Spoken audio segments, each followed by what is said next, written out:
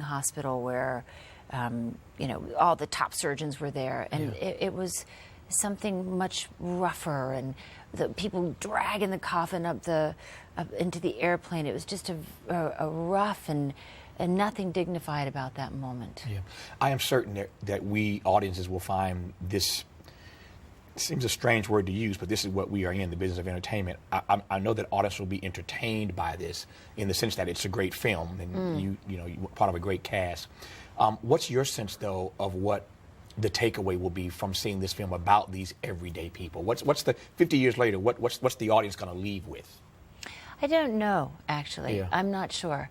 I feel that they learned something about the behind the scenes that they didn't know. It's not about the state and the pomp and any of that. It's not an FBI story. Right. It's about mistakes, human mistakes, and down to the person's stamina and fortitude. Like the nurse that I played, she was unflappable, and she did run that room, and their lives were changed forever by this incident. And so I think it's not about learning new information and uncovering the plot.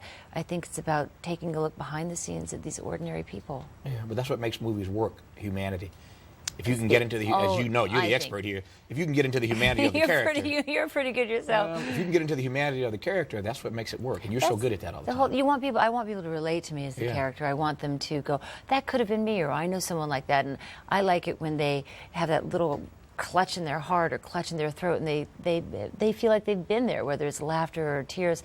I like it when they relate to me as the character. I'm not saying this to kiss up to you, although I'm happy to do that. Stop action. No, okay. No. I didn't mean it like that. Well, maybe I did. But there is something about you. I mean, you've won and nominated for all these major awards, and yet there is something that about you in various characters that is very relatable.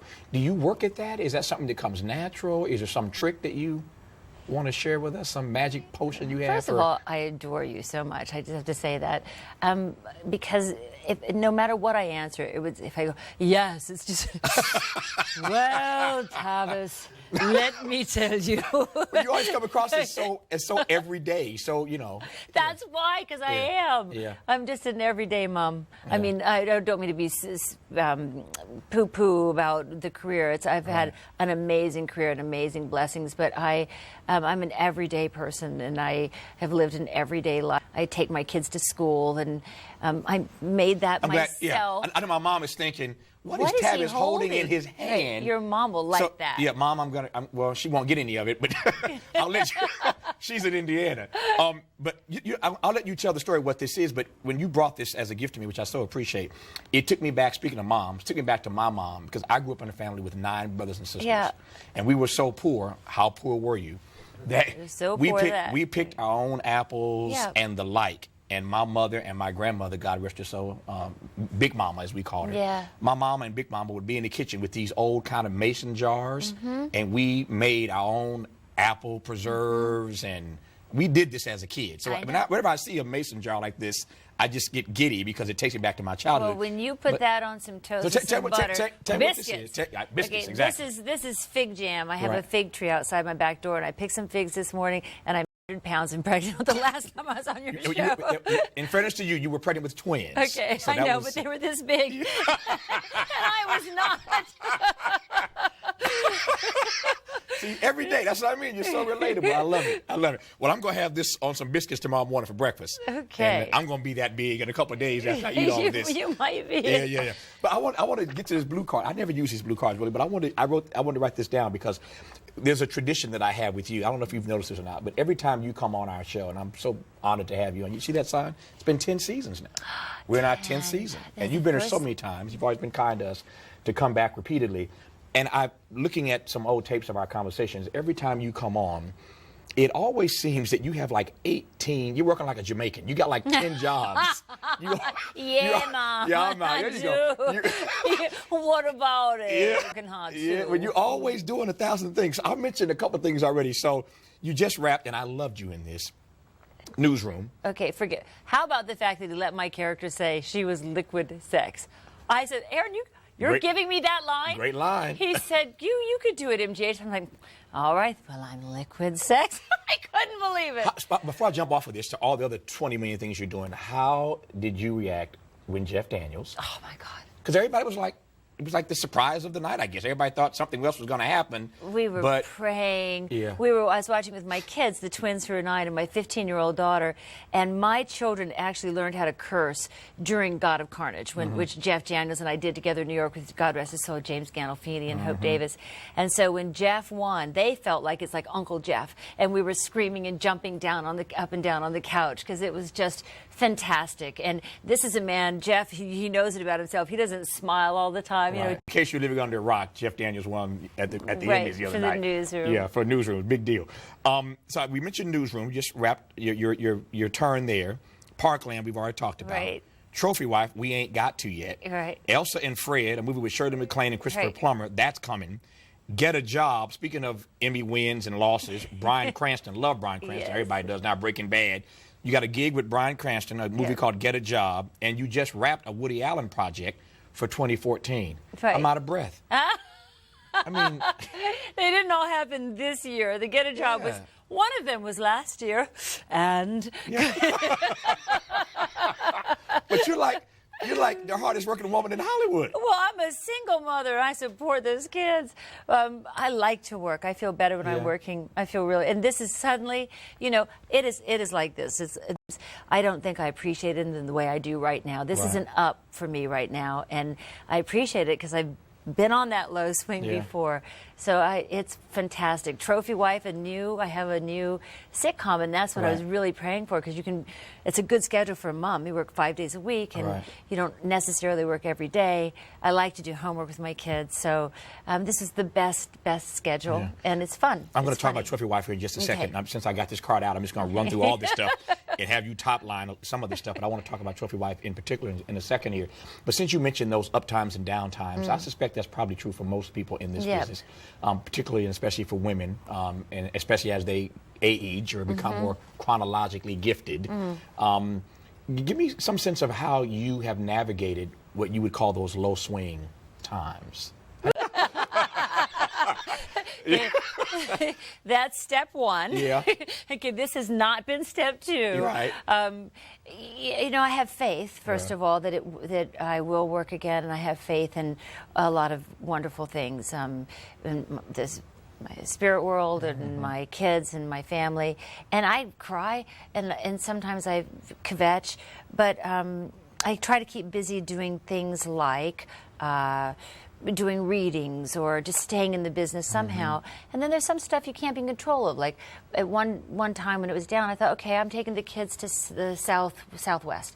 So I rented a 31-foot double pop-out RV, a fanny pack and a visor, and I took my kids to Yosemite and then to the Grand Canyon and to Arizona and Sedona, and we were on the we camped out in the circus. Look at your face. Look at your face. I'm like, and you survived this? Yeah, and I drove it. Yeah, I'm saying, I know.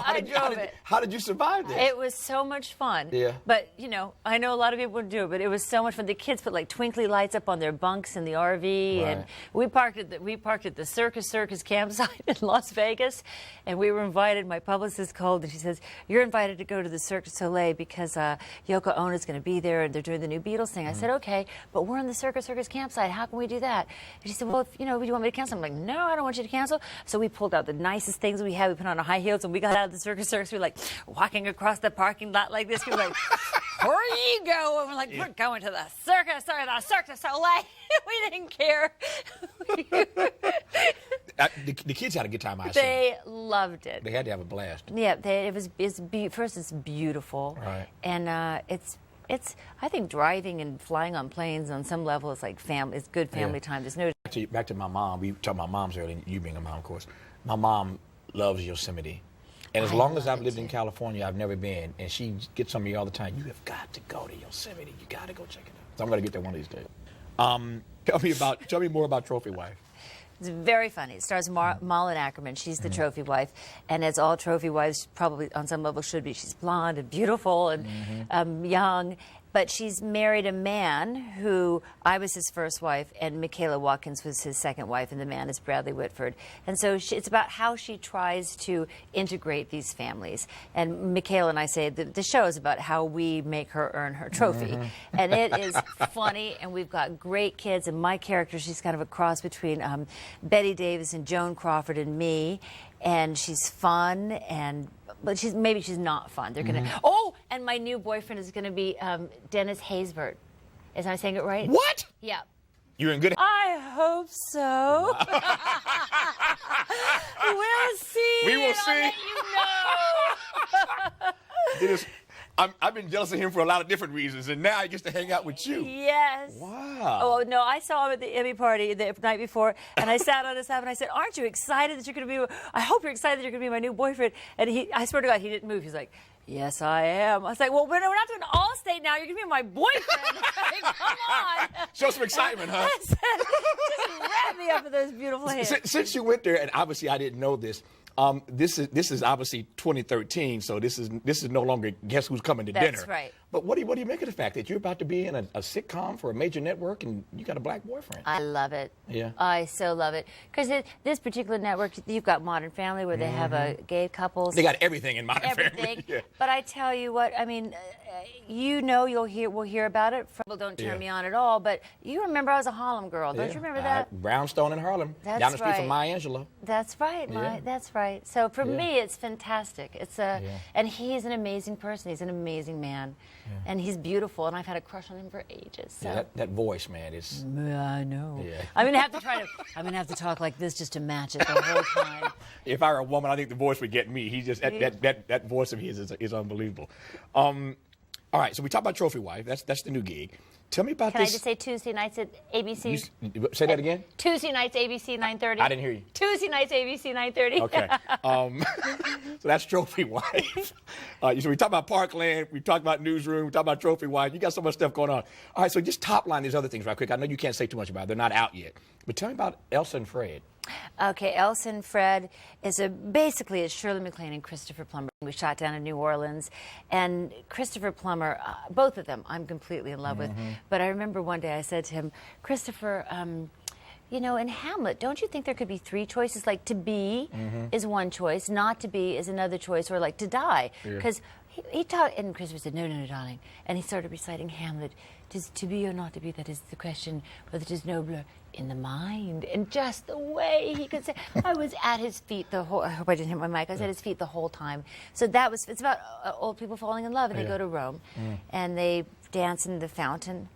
Shirley MacLaine, if my memory serves me correctly, was just announced as a Kennedy Center honoree this year. God bless that. Am I right about fantastic. that? I think I'm right about that. I am right about it. I thought I read that. Congratulations, Shirley MacLaine. Let me jump back to Parkland right quick because you mentioned who the director was on Elsa and Fred. Peter Landesman. Yeah. Parkland, first time director? Yes. Director debut. Yes. So how did he handle himself? Okay, first of all, he was fantastic. Yeah. He wore the hat beautifully, and I said that to him. But here's a very funny story. I was talking to Peter. I'd been offered the job, and I was talking to him right around the Sandy Hook time. And I called and I said, this is just the same thing. You know, it's the heroes are the ordinary people. I said, do you have children, Peter? And he said, do you know who I am, Marcia? And I said, you're the director of Parkland. And he said, Marcia, I'm Jude's dad. So his kids go to my kids' school. He's been over at my house before working on a script. But you know how, do you have kids? No, I don't have kids. You That's need yet. to. Yeah, not yet. There's a Shakespeare sonnet about that. He Yeah. says you have to have children because you're so beautiful. Basically, it says don't go to your grave without having children. So I'm going to send you the sonnet. The kids come to my house. He has been typing. When you have kids, you don't always know the parents' last name. Like you just, or some. But your kids go to the same school. They go to the same school. He's been over at my house. They go to the same school. And he said, well, I'm really glad that you took this. It shows me you didn't just do it as a favor. And I thought, oh my God, could I be any more in my own bubble? Yeah. But yeah, that's Peter Landesman, and he did a gorgeous job. So get a job. I mentioned Bryan Cranston. He has had, talk about a run. This run on Breaking Bad. Just this is your lane. You're a TV and movie person. Like, what did you make of all of the hype? This Breaking Bad. Breaking Bad broke out. It did. Everybody was It did. We Yeah. tried to get a ticket to the graveyard showing of the finale, and it was for a charity. Right. But there wasn't a ticket to be sold, even to people in the cast. Mm-hmm. Like if Brian had wanted a ticket, he couldn't have gotten it. It was so completely sold out.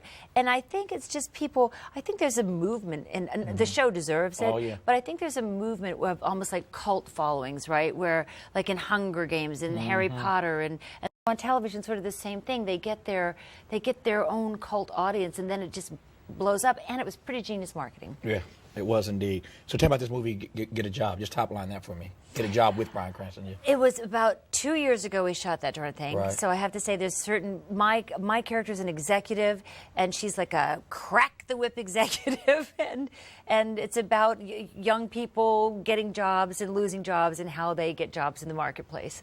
Sounds like real life. It sounds like real life, yeah. Getting jobs, losing jobs, more losing jobs than getting jobs these days, unfortunately. days. Mm-hmm. And I'm sure you can't say anything about this Woody Allen project. This, We're not allowed to say anything about See, Woody told Allen, you. except what I can say is that he's amazing. He's kind of a guru. He makes you deal with all those. Like every story about him is true and every story is false. He was very gentle and very lovely. We shot in the south of France, in Cannes, and on the beach. It's like no one wears tops, and we're like, well, we're with their dad back east, and I got really lonely. And one day, Sonia asked me if I wanted to go to this place in Cannes and put my feet in a fishbowl where fish eat your dead skin, and I did. It was the craziest. It's a fad. It's happening everywhere. You've heard of this? Brian shaking his head, my poor guy. Have you done it? No. No, but you've heard of it. It's Now, crazy, right? This show is going off the rails. We're talking to Brian off camera here. camera. Who's the stage guy, the I know, floor people director. raising their hand. Yeah. You know, and I did like it was so wild and fun to do. Wild and fun. What does it feel like when a fish is eating your dead skin? They're like these mini piranhas or whatever they are, and you put your feet into this tank, and they all, woo, and they start nibbling at you, and at first it's insane. You're like, ah! And then after a while you kind of get used to it, and then I was trying to do experiments with it to see if I dip them in even more, do they all go up to like the next area? And they do. There'd be like a perfect ring of them. It was crazy. Okay, so is this something that you would ever do again? No, I did it once. I don't think I'd do it again because honestly, you could get the same thing with the scrub brush. You know what I'm saying? I mean, come on. You don't need. I'm the cheap. fish. I got the scrub Right, I brush, got so the right. So we talked earlier, and I've got 2 minutes to go. I'm almost out of time, and I could do this for hours with you. You're in one of those, by your own admission, you have these low swings, as you put it, and these upswings. So how do you inhale? How do you live in this moment with all this stuff going on when you're in one of these upswings? I like that question. This is a very the way that I'm inhaling these days is with no help, with the love. I'm not inhaling that anymore. Just trying to, and it's work. Right. I think that it is work because life can be painful and it can be scary just to sit still. But that's what I tell myself: just sit still, look around you, breathe into it, enjoy it, and be here with Tavis on this beautiful day and know that it's really special. Yeah, well, you are special, and you are beautiful, and I always enjoy our conversations, whether you bring me too. preserves or not. Yeah, I know your mother. You better save a little for your mother. But I appreciate you doing this. I'm so glad you came by. I am too. Thank you. You deserve all that success. You deserve Thank it. Some you. people you see get that, and you're like really, really happy for them, and you're one of those people. Thank you. You're so sweet. So where do I start here? Trophy Wife, ABC. ABC Tuesday nights 9:30. All right, and then Parkland coming out. Elsa and Fred later. Coming out. Get a Job Coming out. later. Woody Allen Project.